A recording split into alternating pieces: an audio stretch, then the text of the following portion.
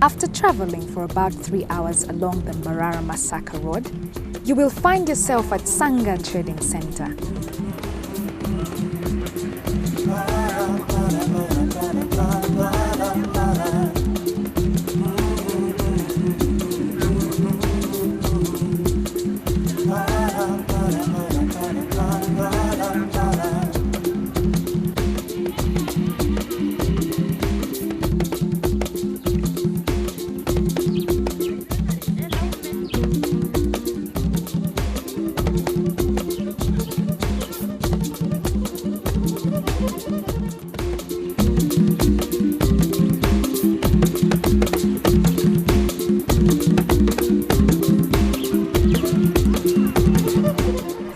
Kilometers later, driving along a bumpy road, you come face to face with the Sanga Gate of Lake Mburo National Park. The park can also be accessed from Nshara Trading Center through the Nshara Gate.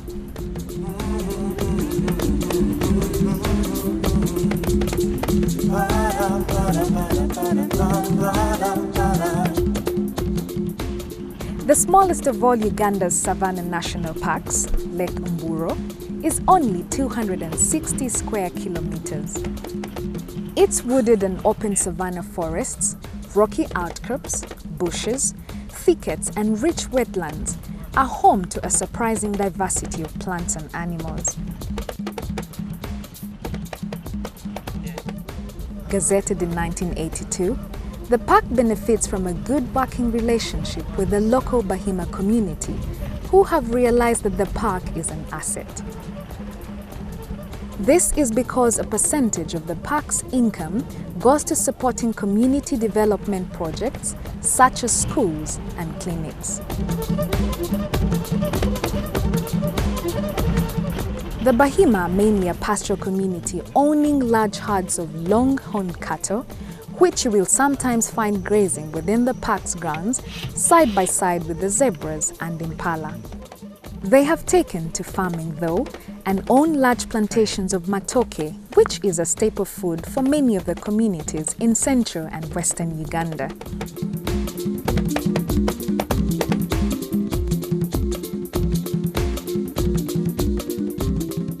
As you travel from the gate to the park headquarters, you'll be overwhelmed by the variety of interests and color. Our explorations will entail following a number of different tracks, which will give us an experience of the park's diverse wildlife, which is usually more prolific in the morning.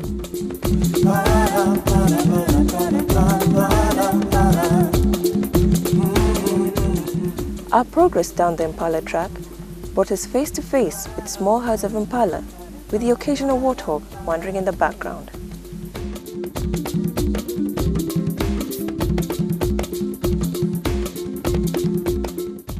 Impala belong to the family of antelopes and in Uganda can only be found in Lake Mburo National Park, where they feed on young shoots during the wet season and herbs and shrubs during the dry season. Though they're very similar to cobs, they are differentiated by the black strip, which runs along the middle of the lower back to the tail. The male impala are territorial animals and fiercely guard their territory. They are very easily differentiated from the females by their horns. Female impala do not possess horns. A herd is usually made up of one dominant male and a number of females and fawns. Occasionally, you will catch sight of a lone male impala which keeps close to the herd and waits for an opportunity when the dominant male is preoccupied to mate with any of the females.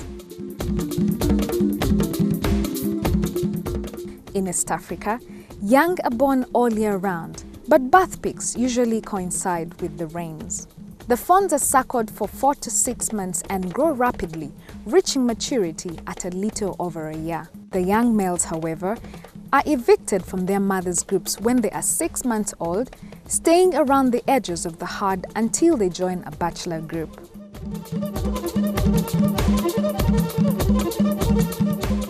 During this transition period, they are very vulnerable to predators. The young males will not be mature enough to hold a territory until they are 5 to 6 years old.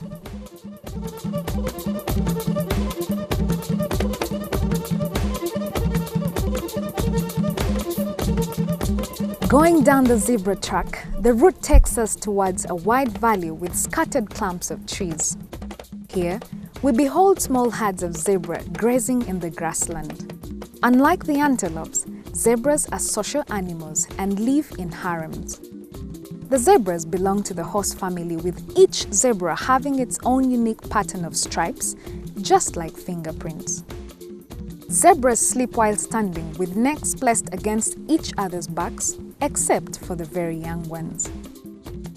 When the group is alarmed, it takes to flight with the first 5 dominant females or mares in the front and the stallions covering the rear.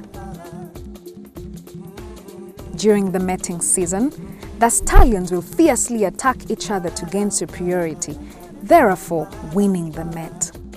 Zebras have a gestation period longer than that of human beings. It takes a whole 12 months to pop a baby zebra. The lifespan for a zebra on average is 20 years. Apparently, while crossing a road or a track, zebras do not stop to make way for vehicles. It's the vehicles which have to stop and wait for the whole troop of zebras to cross before proceeding. This explains the popular term, zebra crossing, used on our roads. As we move further through the rich acacia woodland, characteristic of the national park, we come upon another type of antelope, the waterbuck. These are easily recognized by a distinctive white band on the rump and the long bow-shaped horns of the male. Like the impala, the waterbuck females do not have horns. A herd usually has one dominant male with 7 or so females, while the bachelor's herd is a training ground for the bucks to perfect their skills in order to go and fight the dominant male and take over the herd of females. Although they're called waterbucks, they don't actually like swimming.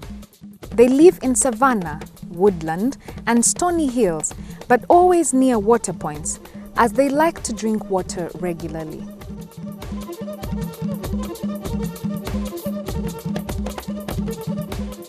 Our next encounter is with the tortoise, another of the antelope species, perched upon a termite hill, a position the animal always takes whenever it's alarmed. The vantage point of a raised ground supposedly helps it to pinpoint the source of the danger before it takes to flight. Both the male and female topi have horns, which are conspicuously ringed. The horns of the male are curved and point backwards, while the female's horns open upwards. This particular antelope travels at a speed of 45 kilometers per hour and runs in a zigzag formation to throw its enemies off target. They have the reputation of being the fastest of all antelopes.